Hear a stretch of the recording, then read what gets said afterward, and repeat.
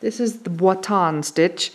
We're going to work between two lines. We're going to bring our thread up on the bottom line. We're going to go to the top line and take a short stitch. If you're right-handed, from right to left. If you're left-handed, you're going to be working the opposite direction. We want the needle to come out a little bit to the right of where our thread emerged on the bottom. We're going to pull up, and then we're going to take the needle under that stitch we just made without going through the fabric or the thread, so that the thread twists around. Then we're going to the bottom and taking another short stitch from right to left. It should be about the same spacing, or should be the same spacing as what you used on the top, and pull through. Then we're going back to the top, taking a short stitch from right to left. We want to come back up in the same place that we went down on the previous stitch at the top. Pull through. We're going to take the thread under that stitch, the needle under that stitch we just made, and wrap the thread around it. Go to the bottom, a short stitch right to left. We're going to come out in the same spot as that previous one ended. Pull through, then back to the top, right to left, pull through, a needle under the stitch we just made, and back down to the bottom line, small stitch right to left. The needle is coming out in the same space where that stitch, where the needle went down, in the one closest to where we are. Pull through, back to the top, short stitch right to left,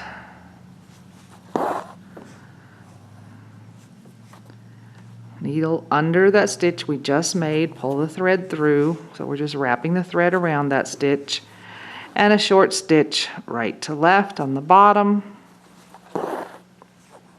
pull through. So on the top, our arms, or whatever you want to call them, are just meeting. On the bottom, they are crossing. Now, you can play with your spacing. You can make these further apart.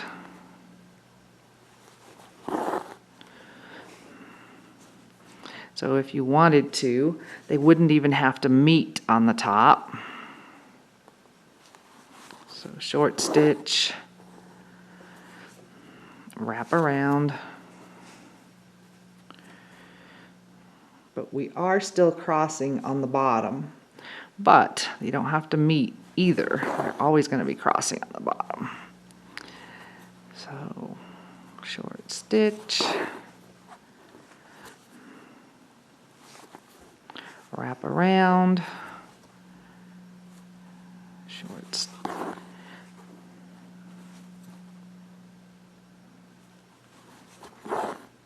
So this gives you a little different look. It's just spaced out more.